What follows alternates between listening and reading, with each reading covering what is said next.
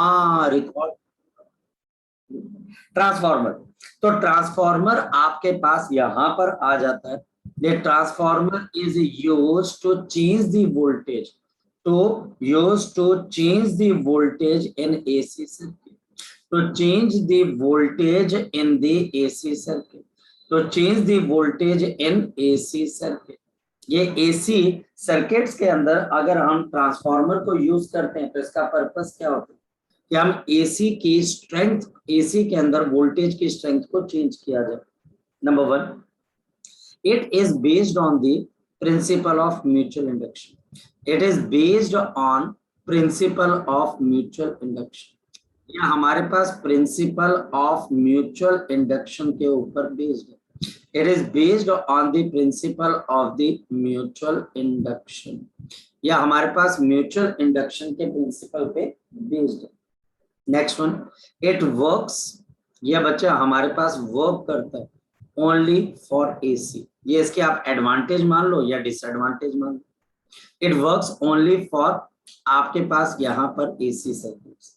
ये एसी के लिए बच्चा हमारे पास यहाँ पर आपके पास काम करता है। और सबसे इंपॉर्टेंट चीज जो छुपी हुई है इसका, जो इसका एक बहुत इंपॉर्टेंट फीचर है, और वो फीचर हमारे पास क्या आ जाती है, the change in the voltage. जो आपके पास चेंज है इन वोल्टेज, जो चेंज इन वोल्टेज है is also associated with, this is also associated with, ये इसके साथ एसोसिएट हो जाता है with the change in the current also, the change in current also. यानी कि अगर आप वोल्टेज को चेंज करते हो तो करंट भी आपके पास चेंज हो जाता है। There will be inverse change in the current, there will be inverse change in current, inverse change in the current, inverse change in the current. मतलब क्या हो जाएगा, हमारे पास यहाँ पर अगर आप वोल्टेज को इंक्रीज कर दोगे तो आपका जो करंट है वो हमारे पास डिक्रीज हो जाएगा। और अगर हमारे पास यहाँ पर अगर हम मान लिया जाए कि वोल्टेज को डिक्रीज करेंगे तो वहां पर करंट का आपके पास क्या हो जाएगा, इंक्रीज आपके पास हो जाएगा, इनवर्स। अगर आप वोल्टेज को चेंज करोगे तो उससे करंट के अंदर भी हमारे पास क्या आएगा, चेंज, इसके अंदर हमारे पास चेंज आएगा। अब फोकस करना, क्योंकि ट्रांसफार्मर बहुत सिंपल डिवाइस है और इस सिंपल डिवाइस को हम बड़े सिंपल तरीके से यहाँ पर सीख सकते हैं या फिर समझ सकते हैं। हमारे पास प्रिंसिपल ऑफ म्यूचुअल इंडक्शन क्या बोलते हैं, क्या अगर मेरे पास यहाँ पर कोई आपके पास प्राइमरी कॉइल है, या हमारे पास एक प्राइमरी कॉइल है, इस प्राइमरी कॉइल के अंदर जब करंट आपके पास फ्लो करता है और इसके जस्ट सामने मेरे पास यहाँ पर एक सेकेंडरी कॉइल है, फोकस करना, यहाँ पर मेरे पास यहाँ पर क्या आगे एक सेकेंडरी कॉइल है, या हमारे पास एक सेकेंडरी कॉइल है, एक प्राइमरी कॉइल है और इसके सामने मेरे पास एक सेकेंडरी कॉइल है, यह आउटपुट रेजिस्टेंस है।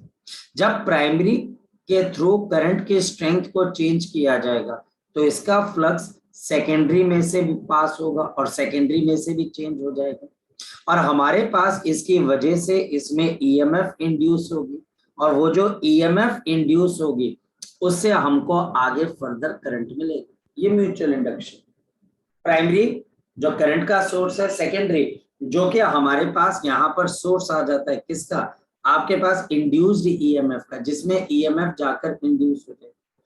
यहाँ पर मेरे पास दो चीजें आपके पास हैं, और जिसमें से एक प्राइमरी है जो कि किसी करंट के सोर्स के साथ या वोल्टेज के सोर्स के साथ जुड़ी हुई है, ये किसी वोल्टेज के सोर्स के साथ जुड़ी हुई है, और यहाँ पर मेरे पास इसके लिए क्या आएगा, आउटपुट आएगा।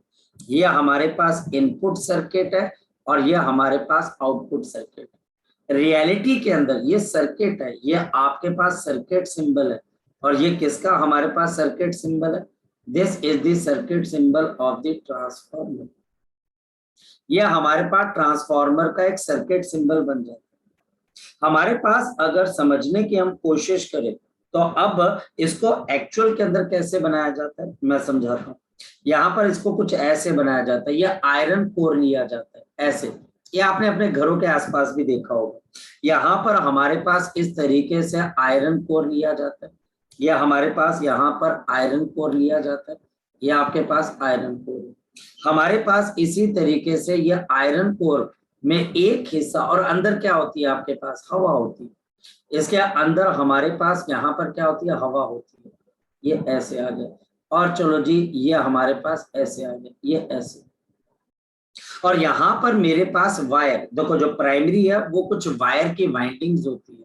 ये वायर है जो इसके आसपास लपेटी जाती है, जो वायर है जो इसके आसपास लपेटी जाती है, जो वायर है इसके आसपास लपेटी जाती है। और ये मेरे पास इनपुट आ गया। और हमारे पास दूसरी तरफ आपके पास क्या आ गया, यहाँ पर ये हमारे पास यहाँ पर इसकी तरह से आउटपुट आ गया। ये आउटपुट, बीच में हमारे पास यहाँ पर क्या हवा है, यहाँ पर बीच में हवा है। ये आपके पास आउटपुट आ गई, बिल्कुल एयर कोर। इसको हम क्या बोलते हैं, air core transformer, air core transformer, air core transformer. और ये हमारे पास यहाँ पर रेजिस्टेंस जो आउटपुट है, लोड रेजिस्टेंस, ये इनपुट ये आउटपुट। अगेन ये मेरे पास पी प्राइमरी आ गया, और हमारे पास ये आपके लिए कौन सा आ गया, सेकेंडरी आ गया।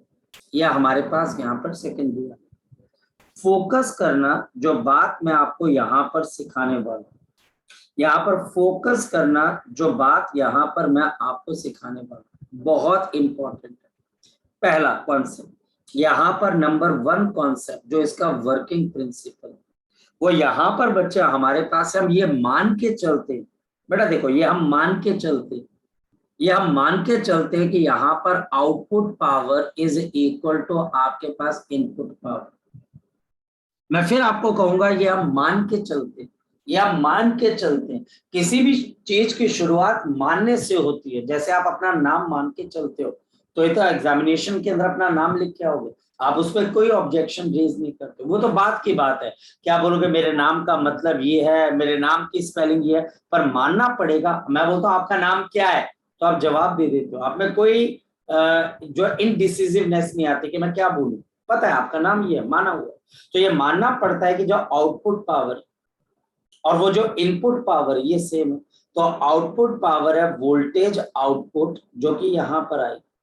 और कई बार क्या होता है कि इसको आउटपुट की जगह हम क्या लिख देते हैं, वीएस। वीएस का मतलब क्या हो गया, सेकेंडरी वोल्टेज। और आपके पास current in the secondary is equal to voltage in the primary into the current in the primary. यहाँ पर मैंने करंट इलेक्ट्रिसिटी का कॉन्सेप्ट यूज किया। पावर, इलेक्ट्रिक पावर किसके बराबर होती है, शाबाश बताओ, वीआई के बराबर।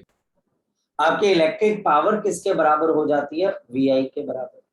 अगर मैं इस चीज को थोड़ा सा रीअरेंज करूं तो मैं ऐसे लिख सकता हूं, देखो जरा, आपके पास वीएस अपॉन वीपी लिख सकता हूं, और ये आपके पास किसके बराबर आ जाएगा, IP upon IS, IP upon IS. ये अब मेरे पास फंडामेंटल पॉइंट आ गया, यानी कि किसी भी ट्रांसफार्मर का ये आपके पास पहला मैथमेटिकल कॉन्सेप्ट है।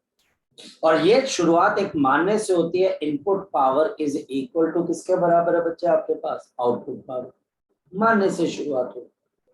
नेक्स्ट वन, हमारे पास यहाँ पर हम ये भी मान के चलते हैं कि इनके बीच में म्यूचुअल इंडक्टेंस। अब दूसरी बात हम क्या मानेंगे, ध्यान से समझिए, हम दूसरी बात ये मानेंगे, सेकेंड पॉइंट हम ये मानेंगे, the magnetic flux, the magnetic flux, जो आपका मैग्नेटिक फ्लक्स है, the magnetic flux through the primary and the secondary is same, through the primary and the secondary same, यानी कोई लीकेज नहीं, primary and the secondary is same, the primary and the secondary is same, the primary and the secondary is same। ये हम मान के चल रहे हैं बेटा, फिर देख लेना कि मैग्नेटिक फ्लक्स दोनों में से हमारे पास क्या हो रहा है बच्चे, सेम है, और पर यूनिट टर्म सेम है बच्चे हमारे पास। तो फ्लक्स अगर बच्चा हमारे पास सेम है, तो therefore EMF induce will also be same. जो ईएमएफ इंड्यूस होगी दोनों में, वो भी हमारे पास क्या हो जाएगी, इज आल्सो सेम।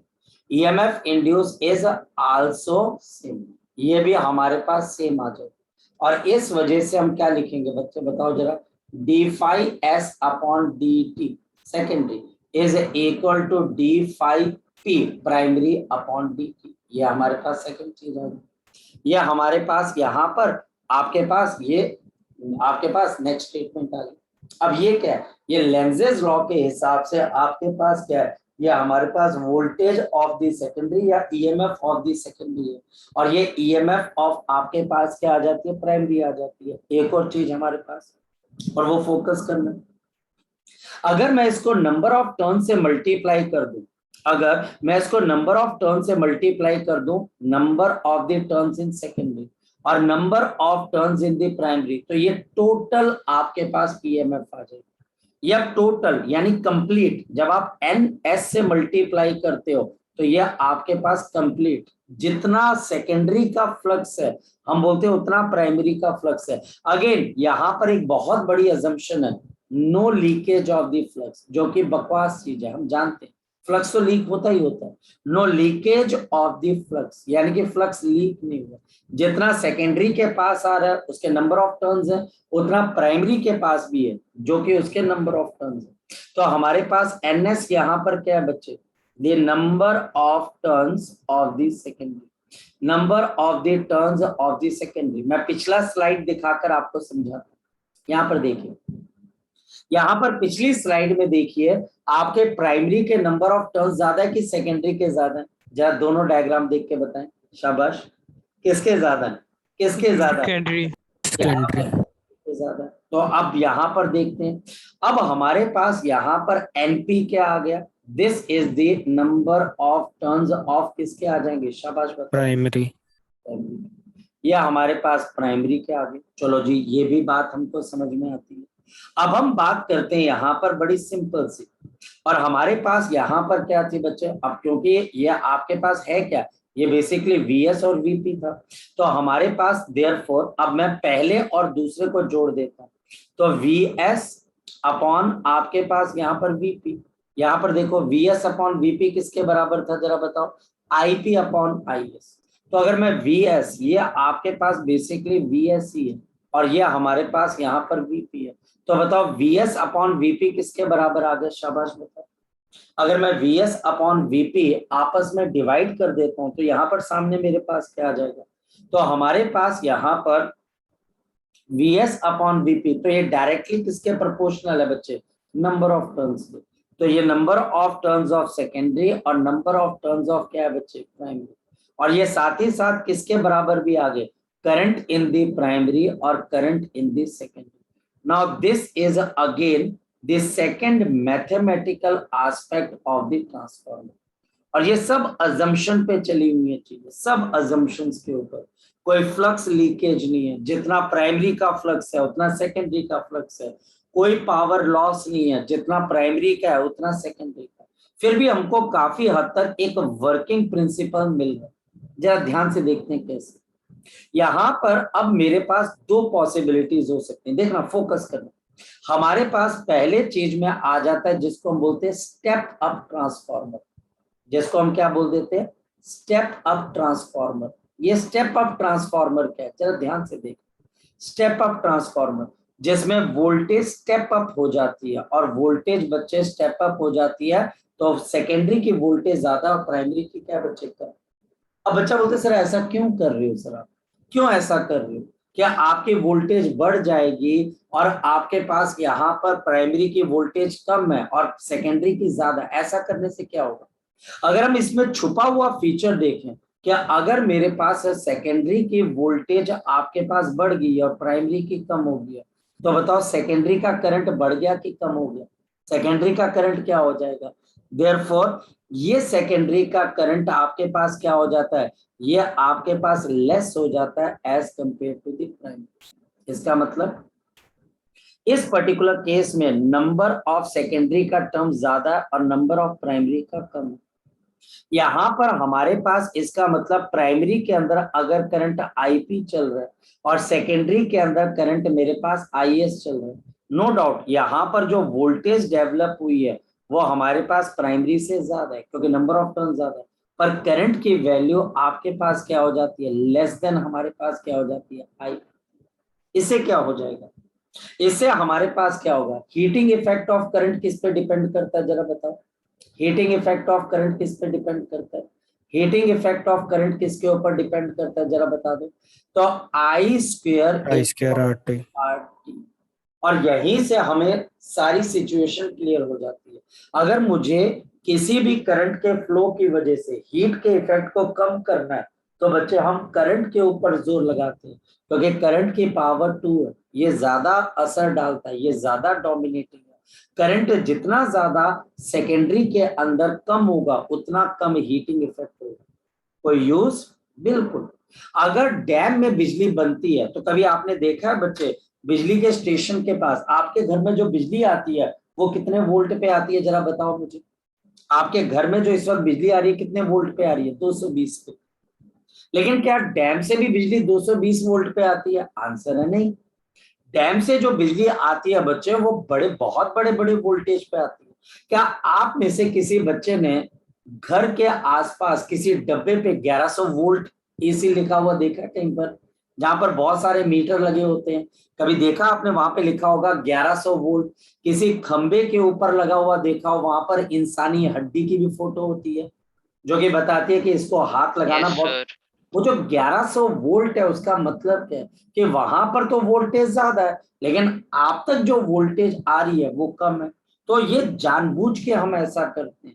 जब डैम के अंदर बिजली बनती है बच्चे, उस बिजली को जानबूझ के स्टेप अप करके, क्या करके? स्टेप अप करके बच्चे हम किस में डालते हैं? तारों में डालते हैं। यानी कि रंजीत सागर डैम से जो बिजली पठानकोट तक आ रही है, तो वो जो रास्ते में अगर बिजली, उस बिजली की हमें जरूरत नहीं है अगर, या फिर अगर उस बिजली को हमने रेलवे जो है बच्चे आपके पास रेलवे को देना है तो हम उसमें काफी हाई अमाउंट की बच्चे वोल्टेज लगाते हैं, ताकि वो उस बिजली ने काफी दूर तक जाना है, काफी टाइम तक ट्रेवल करना है। तो अगर करंट की वैल्यू कम है, वोल्टेज ज्यादा है, करंट आपके पास कम है, तो हमारे पास यहाँ पर क्या हो जाएगा? हीटिंग इफेक्ट कम हो जाएगा। आपका हीटिंग इफेक्ट क्या हो जाएगा? कम हो जाएगा।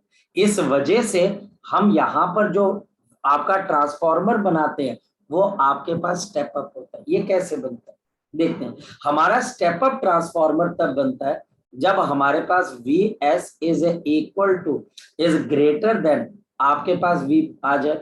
देयरफॉर, अब ध्यान से समझना, N S upon N P is greater than 1। इसको बच्चे हम बोलते हैं ट्रांसफॉर्मर रेशियो। और याद रखना यहाँ पे ट्रांसफॉर्मर रेशियो जो है N S upon N P ही होगी, and this is greater than 1। ये आपके पास ग्रेटर देन 1 और इसकी वजह से करंट जो होगा वो प्राइमरी का बड़ा होगा और सेकेंडरी का डाउन। उन बच्चों के लिए ये थोड़े एम्बिशियस होते हैं, उनके लिए ये स्टेप अप ट्रांसफॉर्मर किसके लिए है? वोल्टेज के लिए। ये हमने खुलेआम कहना, लेकिन ध्यान रखना इसका एक दूसरा मीनिंग भी तो है। ये स्टेप अप ट्रांसफॉर्मर वोल्टेज के लिए, जो कि बच्चा हमारे पास हमारे सब्जेक्ट का हिस्सा, हमारे टॉपिक का हिस्सा। यानी कि अगर कोई टीचर कभी भी ट्रांसफॉर्मर को डिफाइन करता है वो वोल्टेज के हिसाब से डिफाइन करता है। ये हमारे पास क्या बच्चे? एक आइडियल कंडीशन है, यानी कि यही हमारे पास पॉइंट ऑफ इंटरेस्ट है। यही बच्चा हमको इंटरेस्ट इसी की स्टडी करनी। लेकिन छुपी हुई बात ये भी है, ये आपके पास स्टेप अप ट्रांसफॉर्मर वोल्टेज का है, लेकिन स्टेप डाउन ट्रांसफॉर्मर किसका है बच्चे हमारे पास? बताओ शाबाश। ये स्टेप डाउन ट्रांसफॉर्मर किसका है? किसकी वैल्यू को ये कम कर रहा है बच्चे? शाबाश बताओ। ये करंट। करंट की वैल्यू को कम कर रहा है। लेकिन मैं फिर आपको ये बात बोल देता हूं, this is a hidden meaning. ये हिडन मीनिंग है बच्चे, इसको आपने ज्यादा जोर शोर से किसी के साथ डिस्कस नहीं करना, क्योंकि छुपी हुई बात है। आपने बात, अगर कोई टीचर स्टेप अप ट्रांसफॉर्मर बोलता है, वो बोले या ना बोले, वो वोल्टेज की बात है। जी नमन, बोलो शाबाश। सर ये वोल्टेज जैसे ज्यादा करके करंट कम करता है तो उसका फायदा क्या होता है स्टेप अप ट्रांसफार्मर का? एक तेरे को अभी बताया तो सही बच्चे, वोल्टेज ज्यादा करेंगे और करंट अगर कम हो जाएगा तो जो हीटिंग इफेक्ट होगा करंट का वो कम हो जाएगा, और आपकी जो करंट है उसकी वैल्यू जो होगी वो कम डिसिपेट होगी। एनर्जी, इलेक्ट्रिक एनर्जी की जो डिसिपेशन होगी वो कम होगी, आपकी इलेक्ट्रिक एनर्जी कम डिसिपेट होगी, एनर्जी का लॉस कम होगा इस वजह से। सर ठीक है, मतलब वो ज्यादा दूर तक ट्रेवल कर पाएगा? ये भी कह सकते हो ज्यादा दूर तक, या फिर बच्चे आपको ज्यादा एफिशिएंसी दे पाएगा बच्चा। ये बिल्कुल ओके सही सर। चीज है। नेक्स्ट वन, यानी कि स्टेप अप ट्रांसफॉर्मर तो हमें यहाँ पे लग गया पता। अब दूसरा एक और केस भी हो सकता है, जरा सोच के देखा। अब एक बात है बच्चे, आप जो बिजली यूज करते हो, अगर वो डायरेक्ट आपके पास आ जाए 1100 वोल्ट तो आपके किसी काम के नहीं। रीजन बच्चे, क्योंकि वो हाई वोल्टेज होगी और स्मॉल करंट, तो उससे आपको कोई फायदा किसी किस्म का नहीं होगा। इस वजह से हमारे पास एक और चीज आ जाती है जिसको हम क्या बोल देते हैं बच्चे, this is called the step down transformer. आप दिमाग लगाओ, स्टेप डाउन ट्रांसफॉर्मर, तो हम वोल्टेज की बात करेंगे। यहाँ पर सेकेंडरी की वोल्टेज लेस देन आपके पास क्या हो जाएगी, शाबाश बताओ, प्राइमरी हो जाएगी। ये लेस देन हमारे पास यहाँ पर क्या हो जाएगी, प्राइमरी हो जाएगी। स्टेप डाउन ट्रांसफॉर्मर, जहां पर बच्चा हमारे पास यहाँ पर सेकेंडरी की जो वोल्टेज है वो हमारे पास प्राइमरी से क्या हो जाएगी, कम हो जाएगी। अब फोकस करना रचित, आपके क्वेश्चन का जवाब मैं आपको दे दूंगा, ठीक है। मेरे पास तेरा क्वेश्चन आ चुका है, ठीक है, तो कोई बात नहीं, वो इजी है, थोड़ा सा मैं आपको बता दूंगा हिंट, वो हो जाएगा। Step up step down transformer, यहाँ पर वीएस अपॉन वीपी, यहाँ पर NS upon NP, and this is IP upon IS. अब एक बात है, जो हमारे घरों के पास ट्रांसफॉर्मर लगे हुए हैं वो कैसे हैं, स्टेप डाउन। वो कैसे स्टेप डाउन है भाई, वहां पर हमारे पास क्या होता है, आपके प्राइमरी, जो आपके पास यहाँ पर प्राइमरी है इसके नंबर ऑफ टर्न्स आपके पास ज्यादा है, और जो सेकेंडरी है उसके नंबर ऑफ टर्न्स हमारे पास क्या है बच्चे, वो हमारे पास कम है। ये हमारे पास इसका सर्किट सिंबल आ जाए, ओ ये हमारे पास इसका सर्किट सिंबल आ जाए। Now this is the circuit symbol, ये आपके पास यहाँ पर आ गया। इस केस के अंदर हमारे पास क्या आ जाएगा, number of the secondary is less than the number of the primary, and therefore यहाँ पर मेरे पास क्या आ जाएगा, दे आईपी, अब जो करंट है प्राइमरी का वो कम हो जाएगा और सेकेंडरी का ज्यादा, और हम घरों के आसपास जितने भी ट्रांसफार्मर होते हैं वो स्टेप डाउन। ये स्टेप डाउन ट्रांसफार्मर आपके घरों के आसपास है, नियर योर होम। तो स्टेप अप ट्रांसफार्मर कहां पर होते हैं बच्चे, शाबाश बताओ, ये कहां पर होते हैं स्टेप अप ट्रांसफार्मर, डैम के पास। ये डैम के पास होते हैं बच्चे, और ये डैम के पास जो ट्रांसफार्मर होते हैं इनका पर्पस ये होता है कि वोल्टेज को बढ़ा देना और करंट को कम कर देना, और इसकी वजह से बच्चे हम इसको यूज कर पाते हैं। और एक और बात, आपके घरों के आसपास वेल्डिंग वाली दुकान आपने देखी है बच्चे, वेल्डिंग यस वेल्डिंग वाली दुकान के पास एक डब्बा होता है, जिस डब्बे के अंदर से वो वायर आती है जिससे वेल्डिंग करते हैं, वो भी स्टेप डाउन ट्रांसफार्मर। वो क्या करता है, वोल्टेज को और डाउन कर देता है और करंट को इतना बढ़ा देता है कि वो हीटिंग इफेक्ट से दो मेटल बॉडीज को टच कर लेता है। तो जो वेल्डिंग वाले यूज करते हैं वो भी ट्रांसफार्मर ही है। ये ट्रांसफार्मर है, म्यूचुअल इंडक्टेंस के ऊपर बच्चे हमारे पास यहाँ पर बेस्ड है। अगर हम बात करें यहाँ पर, अगर कोई टीचर बोलता है कि भाई स्टेप डाउन ट्रांसफार्मर करंट के लिए क्या है बच्चे, बताओ करंट के लिए ये कैसा ट्रांसफार्मर है, करंट के लिए ये कैसा ट्रांसफार्मर है जी बताओ। तो करंट के लिए ये आपके पास क्या है, स्टेप अप नहीं है। जब तक टीचर नहीं बोले बेटा बोलना नहीं है, हाथ जोड़ के रिक्वेस्ट है भाई। बच्चा बहुत पंगे लेता है इधर उधर, और फिर जब नंबर कम आते हैं बोलते सर नंबर कम। भाई पंगे नहीं लेने, बड़े आराम से आपने करना। देखो जेई के सिलेबस में बहुत मुश्किल है, नीट में बहुत मुश्किल है, एडवांस तो भूल ही जाओ, ये पूछा नहीं जाता है। कंपटीशन के अंदर ज्यादा इसका रिलेटेड नहीं, सीबीएसई से रिलेटेड है, ज्यादा मुश्किल नहीं है। ज्यादा से ज्यादा टीचर इसकी एफिशिएंसी पूछ लेगा।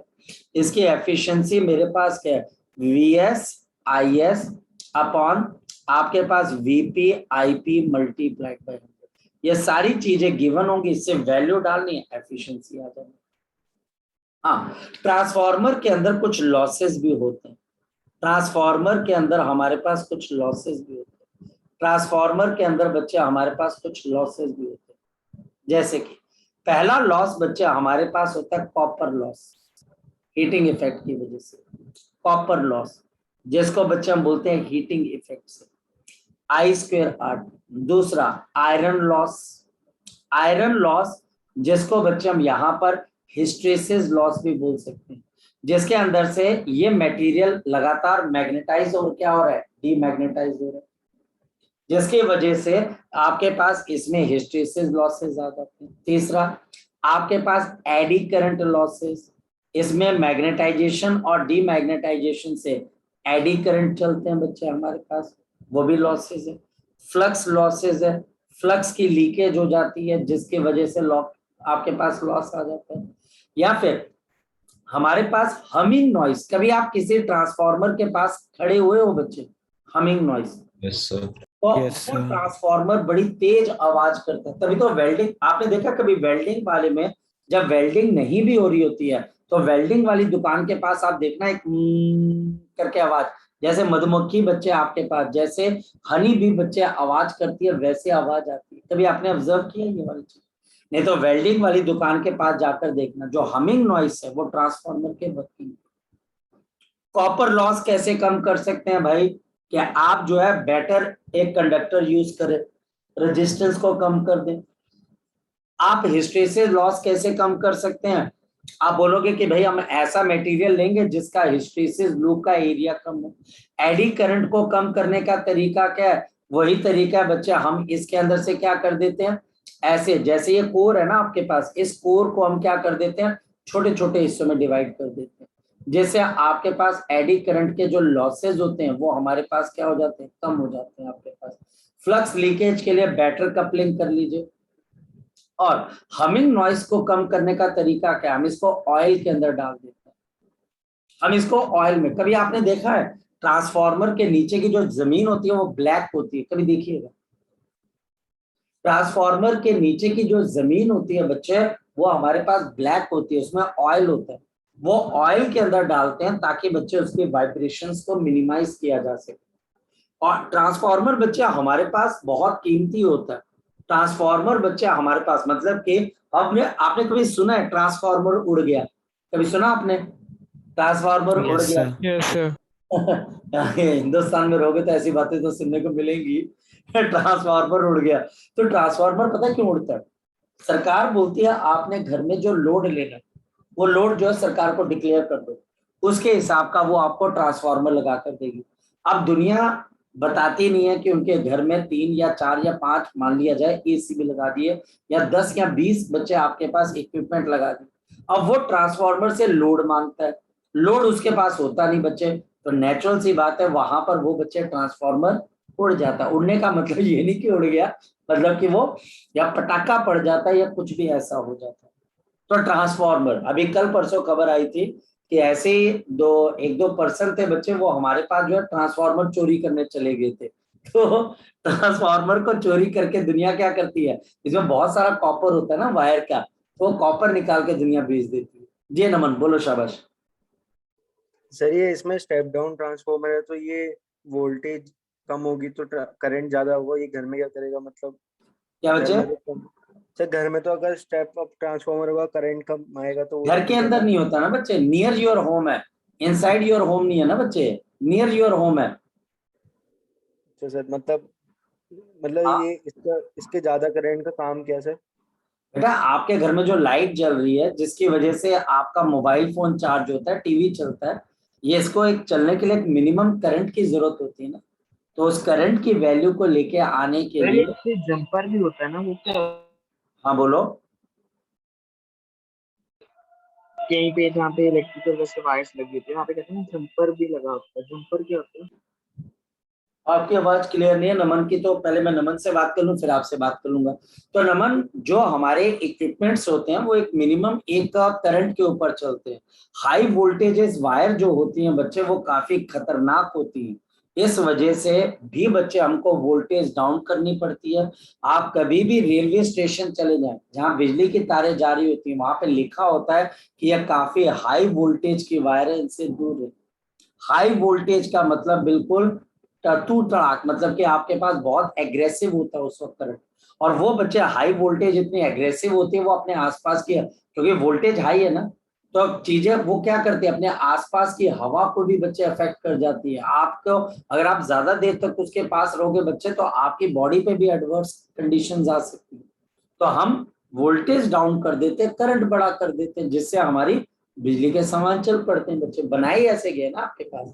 आप बच्चे तो बूट, तो शॉप वाले जो है जूतों की शॉप में जाता है और वहां पर पर्सन को बोलता है मेरे हाथों में जूते डाल के बताओ, तो वो पर्सन आप पे हंसेगा क्योंकि जूते बनाए किसके लिए गए हैं बच्चे? पाँव के लिए। तो जो भी इक्विपमेंट्स बनाए गए हैं वो बच्चे हाई करंट के लिए बनाए गए हैं, लो वोल्टेज के लिए बनाए गए। तो बच्चे आपको उस हिसाब से स्टेप डाउन करना पड़ेगा बच्चे, ठीक है। तो इस वजह से बिजली का सामान चल पड़ता है। ये अब आप आयुष पूछ सकते हो, आयुष पूछ सकते हो बच्चे आप। चलो, सो ये हमारे पास था ट्रांसफार्मर, ये बच्चा हमारे पास था यहाँ पे ट्रांसफार्मर। हाँ आयुष बोल बेटा, आवाज नहीं आ रही तेरी। हाथ रेज है, आवाज नहीं आ रही बच्चे हमारे पास। सो हमारे पास यहाँ पर, चलो मैं आपको यहाँ पर, कोई बात नहीं बच्चे, थोड़ी देर के बाद। हाँ हाँ, आज तेरी किस्मत ऐसी है, नहीं आवाज कट सर, कट के आ रही मैं है। पूछ रहा था कि यहाँ पे ट्रांसफार्मर का बता रहे हैं आप, ऐसे हाँ बेटा कई बोलो, जगह पे कहते हैं जम्पर भी लगा होता है, वो क्या होता है? क्या बच्चे? कहीं पे कहते हैं ना जैसे जम्पर भी लगा होता है इलेक्ट्रिकल। अलग अलग इक्विपमेंट्स है बच्चे आपके पास, वो अलग अलग इक्विपमेंट्स है। अब बच्चे अगर हम सारी डिवाइसेस पढ़ने लग जाएंगे तो फिर बच्चा हमारे पास कहीं ना कहीं, जिसको हम बोल सकते हैं बच्चे कि अगर आप जंपर की बात करोगे तो वह जंपर का बच्चे हमको पढ़ना पड़ेगा कि भाई जंपर का क्या रिलेशन है। तो हमारे पास जो बिजली बनती है बच्चे, उस बिजली के लिए हमारे पास यहाँ पर बहुत सिंपल सी चीज है, हमको बहुत सिंपल सी चीजें पढ़नी है। देखो, सबसे पहले बच्चे डैम के अंदर आपके पास एक एसी, आपके पास क्या लगा होता है बच्चे? एक एसी हमारे पास यहाँ पर जनरेटर लगा हुआ होता है, जिसमें हमारे पास क्या होता है, आपके पास एक करंट प्रोड्यूस हो जाता है, वो करंट बच्चा हमारे पास चल पड़ता है। तो हमारे पास यहाँ पर इस पर्टिकुलर केस के अंदर क्या हो जाता है, आपका करंट चलना शुरू हो गया, वोल्टेज डेवलप होगी। अब आप उसको बड़ी दूर तक पहुंचाना चाहते हो तो आप वोल्टेज हाई कर देते हो, करंट को लो कर देते हो। और जब ये आपके पास पहुंचता है तो आपको वोल्टेज कम चाहिए, करंट ज्यादा, तो आप ट्रांसफार्मर लगा देते हो।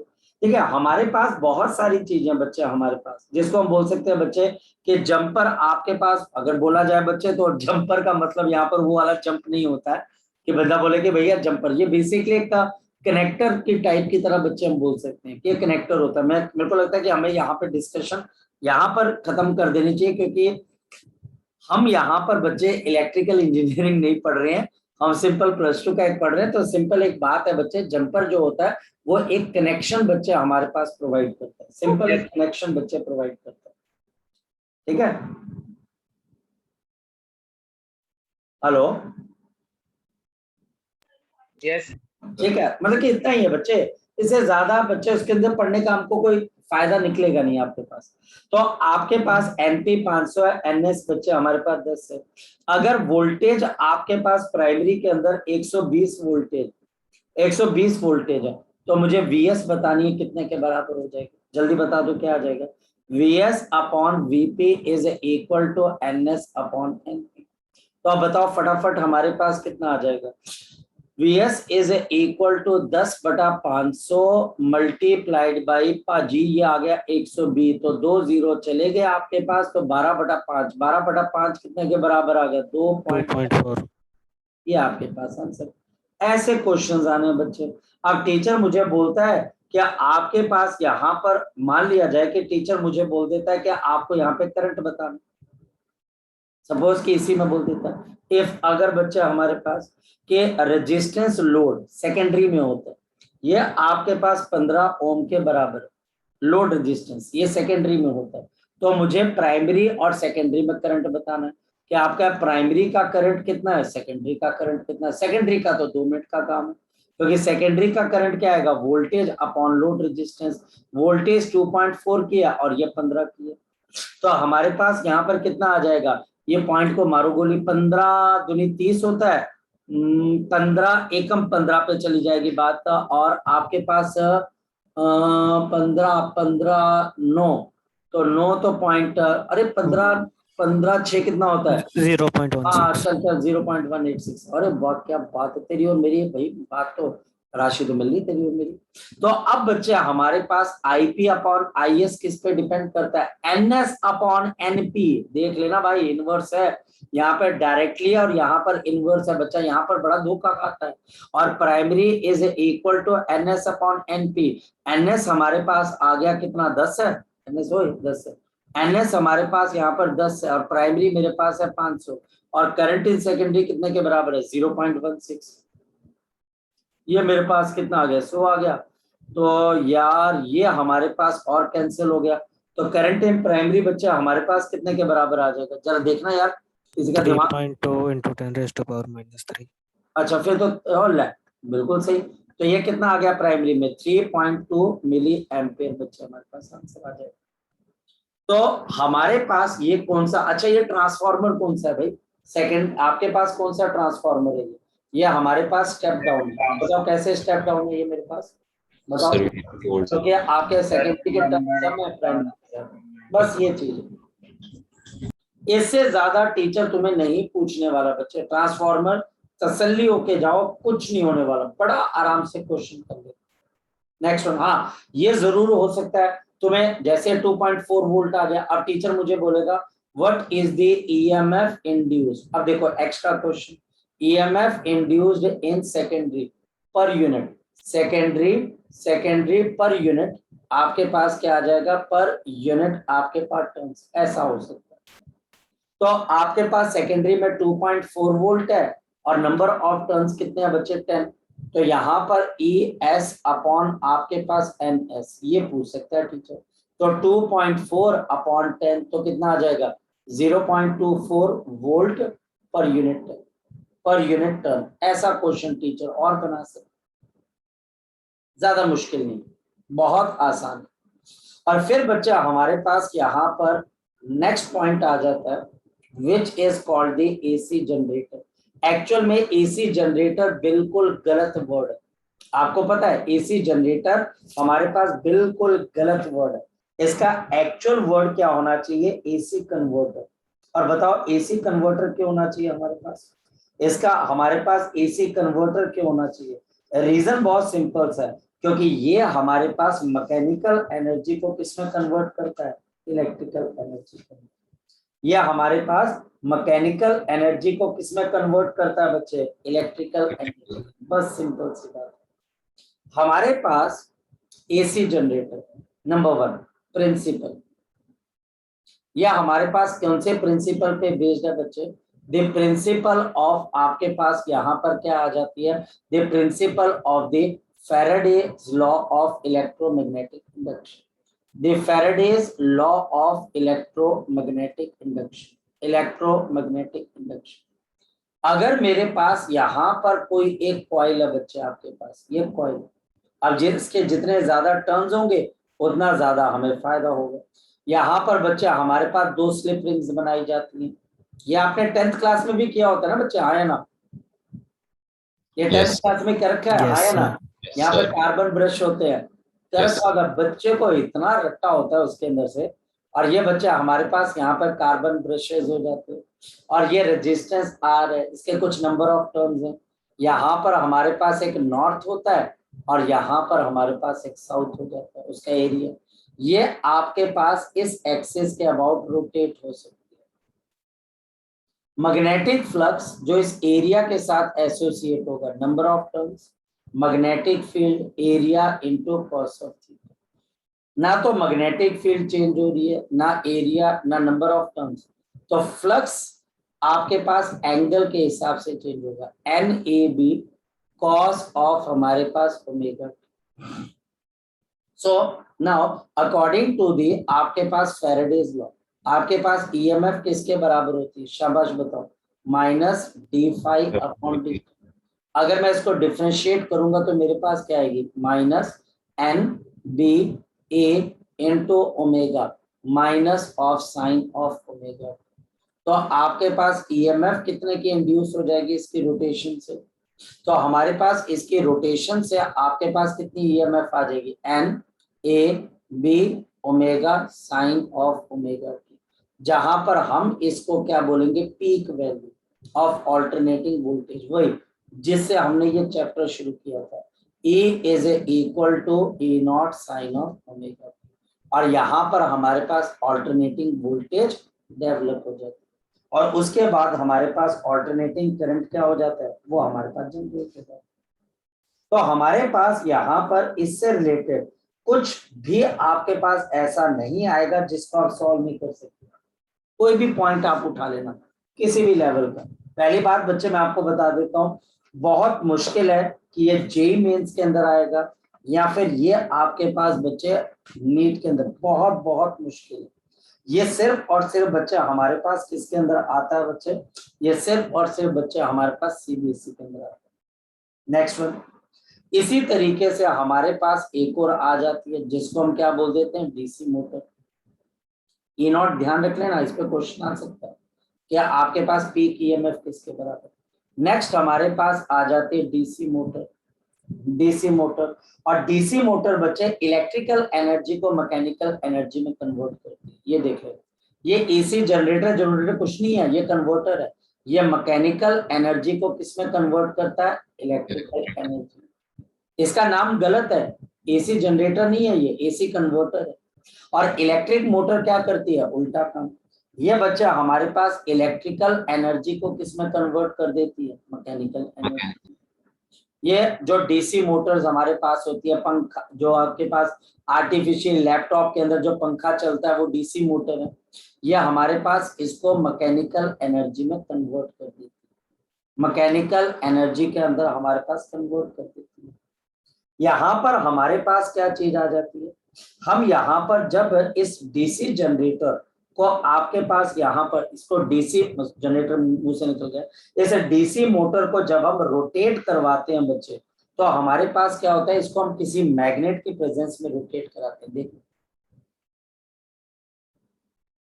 यह हमारे पास कैसे आ गया, या हमारे पास हम इसको किसी मैग्नेट की प्रेजेंस में रोटेट करवाते हैं।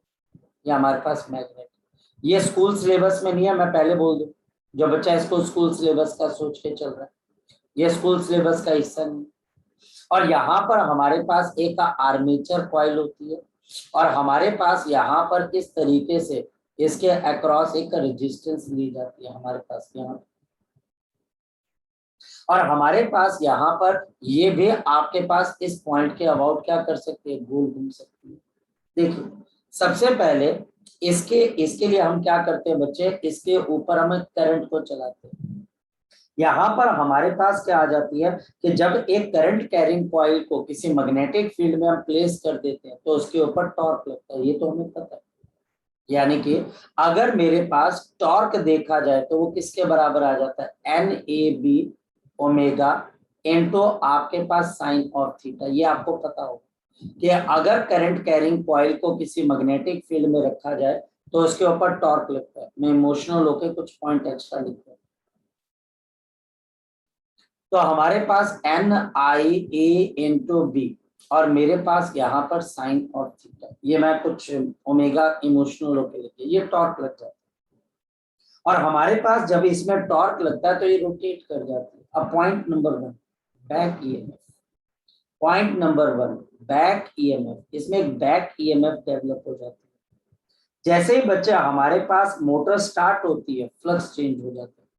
When the motor starts flux भी चेंज होगा, जो फ्लक्स होगा वो आपके पास चेंज होगा, और जो फ्लक्स हमारे पास चेंज होगा आपके पास an EMF is induced, an EMF is induced, जो कि EMF is induced which opposes, जो कि आपके पास अपोज कर जाएगा। बताओ ये किसको अपोज कर जाएगा, this opposes the EMF of applied battery, EMF of the battery, जिसकी वजह से करंट चल रहा था, जिसकी वजह से बच्चा हमारे पास यहाँ पर करंट चल रहा था, यह हमारे पास इस बैटरी को क्या कर जाएगी, इसकी ईएमएफ को अपोज कर जाएगी। इस करंट ने इसको चलाया, ये रोटेट हुआ, लेकिन इसमें बैक ईएमएफ डेवलप हो जाती है।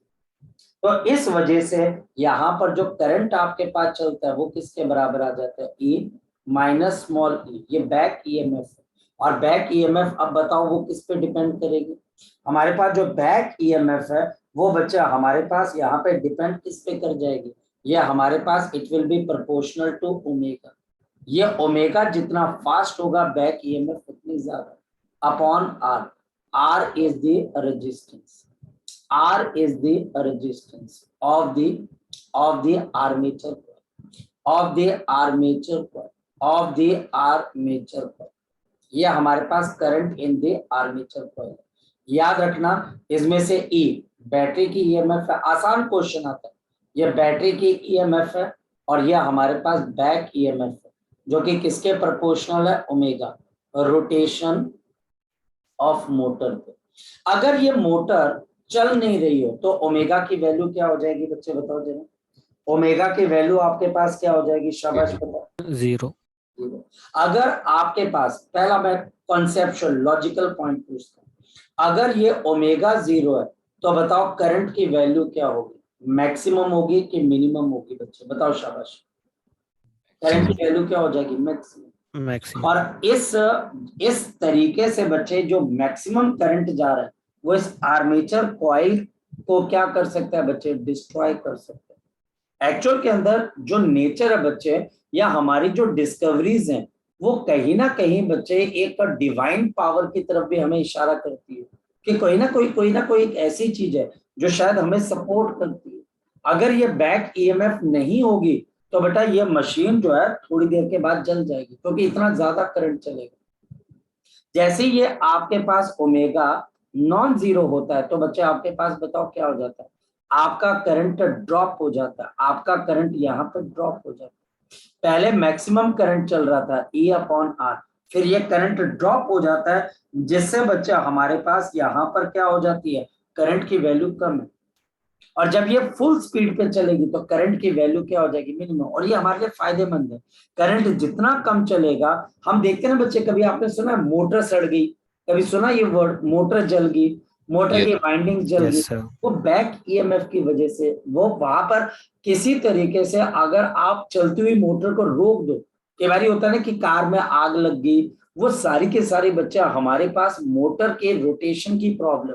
अगर ये रोटेशन में जरा भी फर्क आया तो बैक ईएमएफ बच्चे ड्रॉप हो जाएगी। बैक ईएमएफ ड्रॉप हुई, करंट बढ़ जाएगा और बच्चे वो आर्मेचर कॉइल सड़ जाएगी। सुना होगा आपने, मोटर सड़ गई जी, मोटर की वाइंडिंग्स जल गई। और बहुत टाइम लगता है बच्चे, ऐसा नहीं है, बहुत बहुत ज्यादा टाइम लगता है बच्चे हमारे पास मोटर के वाइंडिंग्स को ठीक करने के लिए। तो ये बैक ईएमएफ। अगेन मैं आपको बोलूंगा, स्कूल लेवल के लिए आपको इसकी चिंता करने की जरूरत नहीं। स्कूल लेवल के ऊपर इसके ऊपर कोई क्वेश्चन आपको नहीं आएगा। आजकल तो वैसे कंपटीशन के अंदर भी नहीं आता, मैं सही बात बताऊं।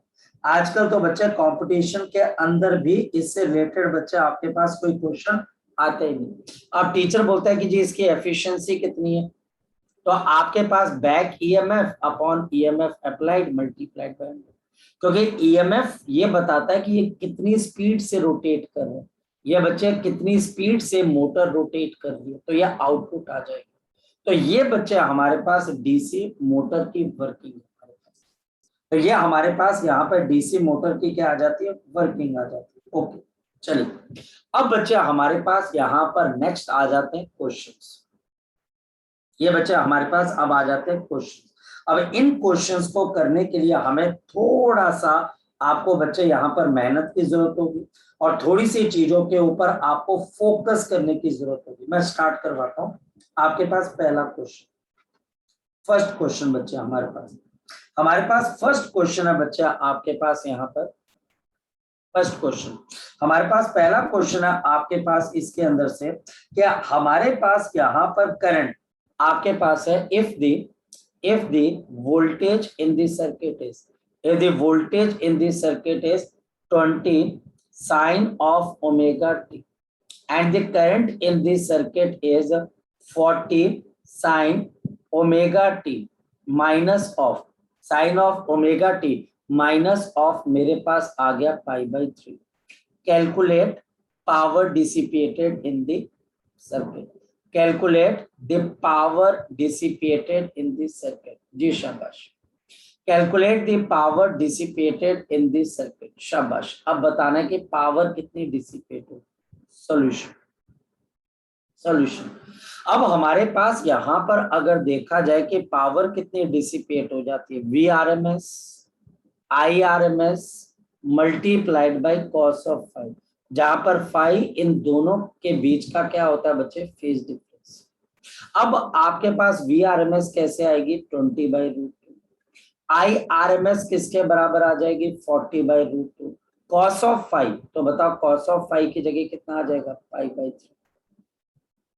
और cos ऑफ पाई/3 का मतलब बच्चा हमारे पास कितने के बराबर होता है, शाबाश 60, और cos 60 हाफ हो जाता है। तो ये आपके पास 20 × 40 डिवाइडेड बाई 2 × 2 तो 4, और ये आपके पास आ गया 10। तो जल्दी बता दो कितने की पावर डिसिपेट होगी बच्चा हमारे पास, 200। ये हमारे पास 200 हो। मैं फिर आपको कह रहा हूं ये चैप्टर हमारे पास टेक्निकल है, ये चैप्टर बच्चा हमारे पास यहाँ पर टेक्निकल है, और इस चैप्टर के अंदर आपको सिर्फ छोटी मोटी बातों का ध्यान रखना है। ये क्वेश्चन बड़े आराम से आपको करके बताएगा बच्चा। नेक्स्ट वन बच्चा हमारे पास फिर एक क्वेश्चन आ जाता है, देखते हैं हमारे पास नेक्स्ट एक और क्वेश्चन है बच्चे। क्वेश्चन बच्चा हमारे पास यहाँ पर आ जाती है बच्चे, इफ अगर हमारे पास 220, आपके पास एक 220 वोल्ट एंड हमारे पास 50 हर्ट्ज है बच्चे, इज कनेक्टेड टू, आपके पास connected to inductor, connected to the inductor of 0.2 henry, 0.2 henry and resistance, और रेजिस्टेंस है आपके पास कितने की, द रेजिस्टेंस ऑफ आपके पास यहाँ पर आ जाएगी 20 ओम, और ये सीरीज के अंदर। कैलकुलेट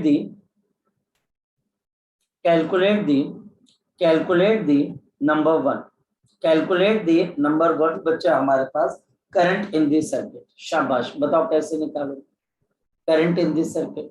अब जो वोल्टेज आपको दे रखी है ये कौन सी है, वी आर एम एस, तो I R M S is equal to V R M S, R L circuit है तो नीचे जेड आ जाएगा, वी आर एम एस ये 220 है, नीचे जेड है, तो आर एल सर्किट के लिए एक्सएल का स्क्वायर प्लस ऑफ आर का स्क्वायर।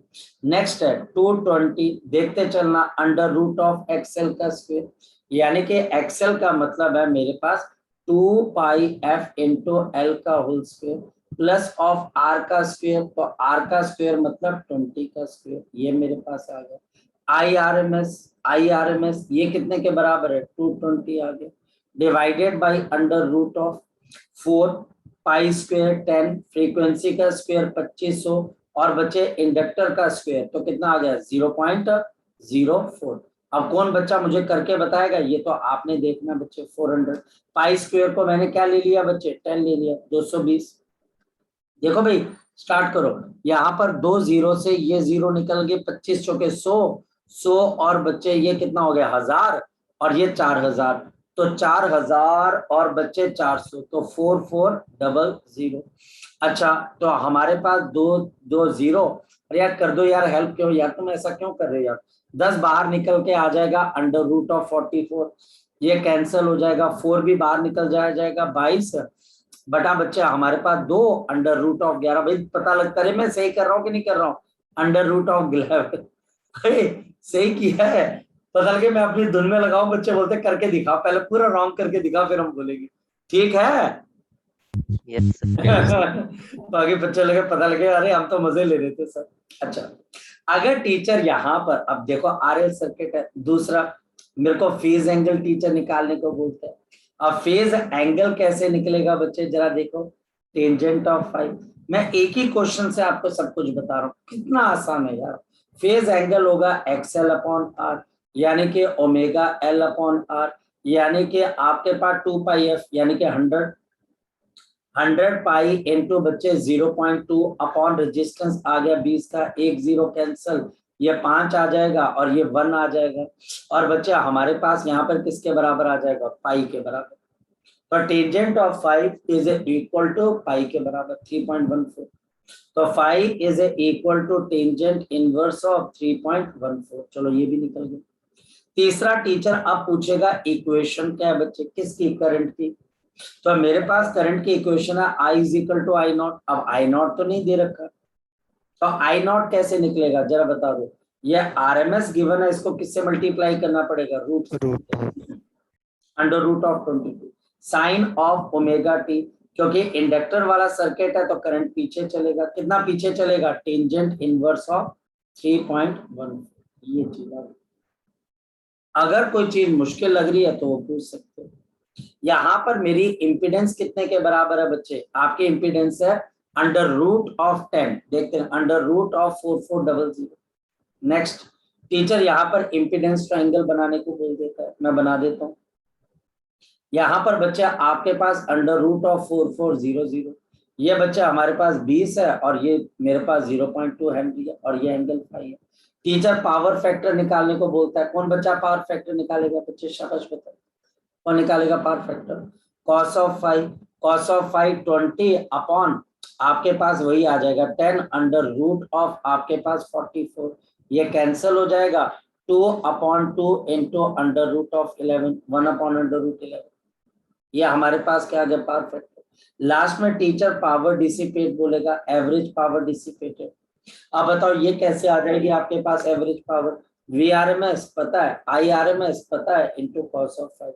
VRMS कितनी थी 220, IRMS कितनी निकाली मेरे बच्चे, यहाँ पर अंडर रूट ऑफ 11, ये under root of 11, cos of 5 कितना है 1/√11, कैंसिल हो जाएगा, तो आपके पास कितने की पावर हुई बच्चे 230 वाट। तो ये क्वेश्चन बन सकते हैं। इन क्वेश्चन का कोई एंड पॉइंट नहीं है, टीचर क्वेश्चन में से क्वेश्चन निकालता रहे। ओरिजिनल बुक के अंदर क्वेश्चन सिर्फ और सिर्फ कहां तक था बच्चे मेरे पास, ओरिजिनल बुक में सिर्फ करंट निकालना मेरे क्वेश्चन में था, पर मैंने फेज भी निकाल कर बताया, करंट की इक्वेशन भी बताई और पावर भी बताई। ये आपके अंदर अब क्वालिटी डेवलप हो जानी चाहिए। चलिए सो बच्चे आपके टर्म 1 का सिलेबस खत्म होता है बच्चे अब, और बच्चे अब मैं जो भी स्ट्रेटजी होगी उसके आपके साथ जल्दी ही बच्चे मैं डिस्कस करूंगा। इसको रिवाइज भी करना है हमने, जो पिछला टॉपिक क्या हुआ है आगे भी करना है। टर्म 2 भी स्टार्ट होगा, टर्म 1 भी स्टार्ट होगा, जल्दी ही मैं आपके साथ ये स्ट्रेटेजी डिस्कस करूंगा। हो सकेगा तो एक व्हाट्सएप कॉल के ऊपर हम सब मिलके इस बात को डिस्कस करेंगे।